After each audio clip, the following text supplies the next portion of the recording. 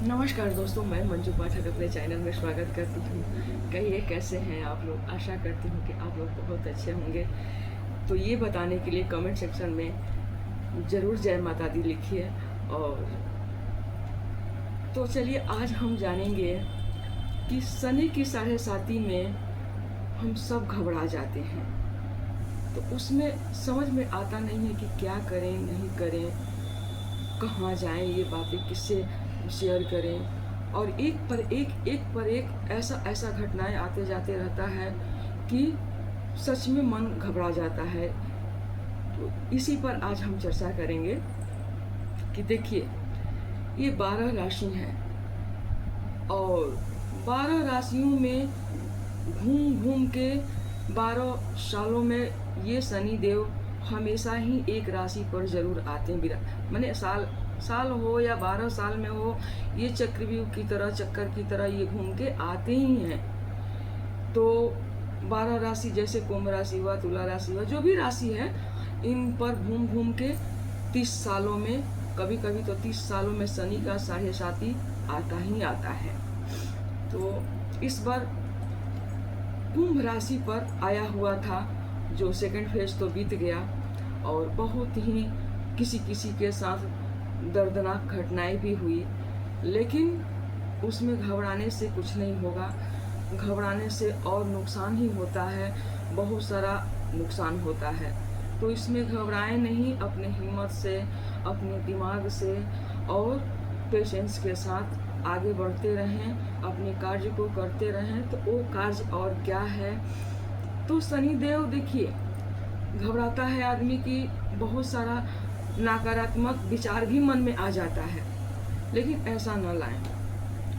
न चाहते हुए भी वही काम होता है जो आप नहीं चाहती हैं। लेकिन समय के साथ शनि के साढ़े सात साल तक ये कुछ अगर तकलीफ देते हैं तो कुछ सिखा कर भी जाते हैं। और इसी में आपको ये पहचान होता है कि आपको कौन अपना है और कौन पराया है। आपके अपनों को पहचान इसी शनि के साढ़े साती में होता है। तो आप घबराइए मत, अपने होशियारी से, अपने दिमाग से और अपने हिम्मत से अपने परिवार को, या फिर आपके ऊपर है तो अपने आप को संभालिए। पहली बात तो ये हुआ। दूसरी बात ये है कि आप रोज शनि भगवान को याद करते हुए सूर्य भगवान को जल दीजिए, और सूर्य भगवान को जल देते हुए वहीं पे समी गाछ का पेड़ लगा दीजिए। माने पेड़ क्या, छोटा भी गाछ रहे गमला उमला में तो कोई बात नहीं, उस गमला में आप जल हर दिन चढ़ाइए।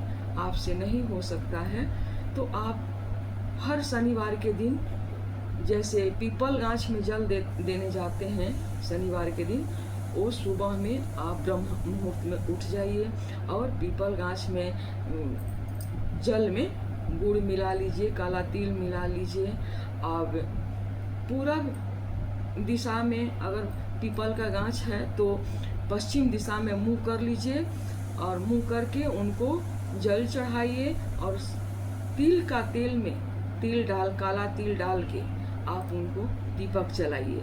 सुबह में भी जलाइए, और आपके आसपास हैं तो शाम को भी जाके जल चढ़ाइए।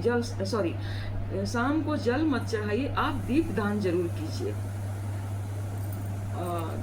उससे भी नहीं हो सकता है, मान लीजिए कि पीपल का पेड़ बहुत दूर है, आप नहीं जा सकते हैं रोज, तो या फिर शनिवार के भी कभी कभी गैप हो जाता है, तो देखिए शनि शांत करने के लिए आपको ये मेहनत तो करना ही पड़ेगा।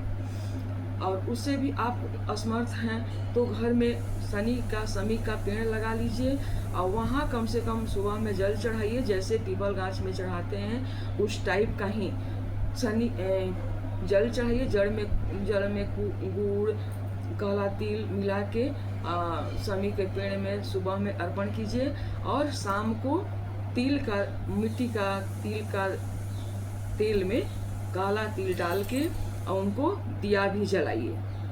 तो ऐसा शनिवार के दिन, हर शनिवार के दिन आप सुबह शाम कीजिए, और भगवान से प्रार्थना कीजिए कि हे शनिदेव, जैसे आए हैं तो आप हमारे घर परिवार को सुरक्षित रखिए, हमारा कार्य को सुखी संपन्न सब जैसे चल रहा था पहले की तरह कीजिए, और मेरे ऊपर ऐसा कृपा कीजिए कि मेरा कोई भी काम खराब ना हो, मेरा शरीर स्वस्थ रहे, या फिर हमारे घर परिवार अच्छा से रहे। हमारी शादी का ज़िंदगी, जैसे कोई जोड़ा का शादी भी हुआ रहता है, तो यहाँ तक भी देखा गया है कि उन शनि की 7.5 में सेकेंड फेज में, जब सेकेंड फेज आ जाता है तो बहुत ही दुखदाई होता है। किसी किसी घरों में तो शादी टूटते भी हम देखे हैं।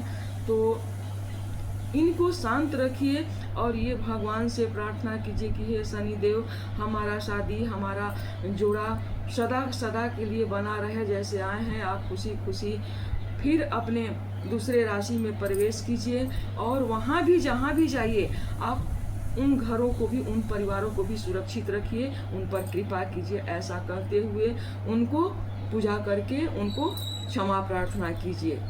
तीसरा और चौथा बात ये रह गया कि हर शनिवार के दिन आपसे होता है तो शनिवार तो छोड़िए ना, हर दिन सुंदरकांड का पाठ कीजिए। ये शनि का 7.5 इसमें बहुत लाभदायी होता है, बहुत फायदेमंद होता है, ऐसा मेरा अनुभव है। तो जिस घरों में सुंदरकांड का पाठ होता है ना, उस घर में तो शनि का प्रकोप क्या, शनि कोसों दूर रहते हैं। और ना हो सके तो कम से कम शनिवार के दिन या फिर मंगलवार के दिन आप सुंदरकांड का पाठ कीजिए और हनुमान जी का भोग लगाइए लड्डू से। लड्डू हनुमान जी को बहुत प्रिय है, तो भोग अर्पण कीजिए और उनको विनती कीजिए कि हे हनुमान जी, हमारे ऊपर शनि का ग्रह जो आए हैं, आप ऐसा करिए कि बहुत से कृपा कीजिए, बहुत उसका माने हम किस टाइप का जितना हमसे हो सक रहा है हम पूजा कर रहे हैं, सुंदरकांड का पाठ कर रहे हैं। और नहीं हो सका है सुंदरकांड का पाठ तो आप हनुमान चालीसा जरूर पढ़िए। हनुमान चालीसा आप रोज ही पढ़िए। वो भी नहीं हो रहा है तो शाम के शाम हनुमान चालीसा अवश्य पढ़ें, क्योंकि शनि के 7.5 में आपको ये भी करना बहुत आवश्यक है। ऐसा नहीं कीजिएगा तो बहुत तकलीफ होता है और बहुत दिक्कत होता है। दूसरी बात और पांचवी बात और अहम बात यह है कि हनुमान चालीसा तो पढ़िए। हनुमान चालीसा कहा जाता है, एक बात ये भी कि 8 बजे के रात, जैसे दिन भर हनुमान जी श्री राम भगवान का सेवा में रहते हैं, वो भक्तों का बात ना 8 बजे रात को खोलते हैं, सुनते हैं। तो भक्तों का बात जब 8 बजे रात को जब वो फ्री होते हैं तो सबकी पुकार सुनते हैं, और 8 बजे रात को नहा धोवा के आसन लगा के आप बैठ जाइए और हनुमान जी से आप मन की वो हर बातें बोलिए जो आपके मन में चल रहा है। आप किसी से अपनी मन की बातें मत शेयर कीजिए। आपके मन में क्या चल रहा है, क्या तकलीफ है, क्या पीड़ा है, आपके घर में क्या घटनाएं हैं, अड़ोसी हो, पड़ोसी हो, परिवार हो, किसी से मत बोलिए। ये सारी बातें आप अपने हनुमान देवता से जरूर बोलिए और उनको ये कहिए कि हे प्रभु, अब तो ये मुसीबत आया है, इस मुसीबत से किनारा आप ही दिलाइए। छठी बात ये है कि इन शनि के 7.5 में कहा जाता है कि एक बात तीसरे चरण में राहु केतु का भी प्रकोप होता है। तो राहु केतु इन बातों से खुश होते हैं कि उनके लिए आप जैसे अंडरगारमेंट्स हो या फिर आप जो डेली कपड़ा पहनते हैं वो कपड़ा हो, बहुत ही साफ सफाई के साथ पहने, उनको एवरीडे साफ करें और साफ सुथरा ही कपड़ा वस्त्र पहने। एवरीडे स्नान करें, यानी कि गर्मी के मौसम में पसीना चूरा जैसे तैसे नहीं, आप दोनों टाइम नहाइए, नहा धोवा के जितना साफ सुथरा, क्योंकि वो राहु केतु जो है ना, उनको सफाई से संबंधित बहुत चीज प्रेम अच्छा लगता है। और आपको मालूम ही है कि राहु केतु कितना गुड टाइप के देवता हैं, देवता ही हम लोग मानते हैं। तो इसलिए जितना हो सके आप साफ सफाई अपने शरीर को, अपने घर परिवार को, अपने बेड को, अपने हर एक चीज को एवरीडे साफ सुथरा अपने हाथों से कीजिए। नहीं हो सकता है तो वो कोई किसी के थ्रू मदद लीजिए, लेकिन साफ सुथरा रहिए। सातवीं बात यह है कि राहु केतु को मीट, मछली, मुर्गा, नॉन वेज जिसको भी बोलते हैं, ये सब मांस मंदिरा का सेवन मत कीजिए।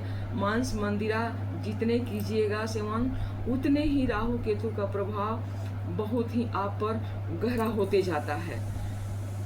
तो ऐसा करने से आप जरूर बचिए, क्योंकि बहुत कोशिश कीजिए कि घर का कोई भी मेंबर हो, जहाँ तक हो सके, जो मान लीजिए कि आप पर तो शनि का 7.5 है ही, सो है ही, एक पर आता है तो पूरे घर पर अपना प्रभाव डालता है, क्योंकि सभी पर तो टेंशन हो जाता है ना, सभी को टेंशन हो जाता है, उनका असर सब पर पड़ता है। तो इसलिए ऐसा करें कि राहु केतु अगर आ रहा है तीसरा चरण, तो मांस मंदिरा का भी सेवन न करें, और ऐसा सब करने से आप बचें। शनि के 7.5 में घबराएं नहीं, अपने आप में नियंत्रण रखें, पेशेंस रखें, अपनी मन की बातें किसी से शेयर ना करें, क्योंकि आपको पता है कि एक के बाद एक आपके घर में ऐसा परेशानी आते जाता है, ताकि आप नहीं सह पाते हैं। पैसा से लेके, इज्जत से लेके, धन से लेके, हर एक चीज़ का कभी कभी नुकसानदायक होते देखा गया है। लेकिन क्या कीजिएगा, ये अपने वश का बात नहीं है। ये 30 साल में एक बार एक राशि पर आता ही आता है। तो अपने आप को इसीलिए कहा गया है कि ऐसा बनाइए, और अपने परिवार को भी अपने सिखाइए कि हिम्मत रखें और शांति रखें। इसी में पूजा पाठ, सर सफाई, भजन कीर्तन जिस घर में होते रहता है, तो उतना प्रभाव नहीं देखा गया है। लेकिन जिन घरों में मांस मंदिरा का सेवन होता है, जिन घरों में दारू शराब होता है, जिन घरों में जुआ ताड़ी खेला गया है, जिन घरों में झूठ साँच का बोला गया है, जिन घरों में यहाँ तक कि गंदगी देखा गया है, जैसे 10 बजे हम उठ रहे हैं, कोई टाइम टेबल का कोई वैल्यू नहीं है, पूजा पाठ नहीं हो पा रहा है, क्योंकि ये आलस भी लाते हैं, ऐसा होता है। लेकिन इन सब से बचने के लिए आपको तत्पर रहना पड़ेगा। तो चलिए, आज मेरा वीडियो यहीं तक था, और भगवान करे कि शनि के 7.5 किसी पर ना आए। लेकिन क्या कीजिएगा, इन 30 सालों में एक बार हर एक राशि पर आता ही आता है, 12 राशियों में घूमता ही रहता है शनि के 7.5। तो इन सब से बचने के लिए ऐसा उपाय अवश्य करें, और अपने परिवार को भी सिखाएं, अपने अड़ोसी पड़ोसी की भी ये अगर नहीं पता है तो इन सब बातों को जानकारी दें कि ऐसा करने से प्रभाव कम पड़ता है। तो ये मेरा वीडियो यहीं तक था। बहुत बहुत धन्यवाद। आशा करती हूँ कि आपको बहुत पसंद आया होगा, और अगर पसंद आया है तो एक लाइक ज़रूर कीजिए। अगर जो समझ में बात ना आए तो कमेंट सेक्शन में ज़रूर लिखिए, हम ज़रूर विस्तार से और बताएंगे, और उसको बहुत सुंदर तरीक़ा से समझाने की कोशिश करेंगे। तो धन्यवाद।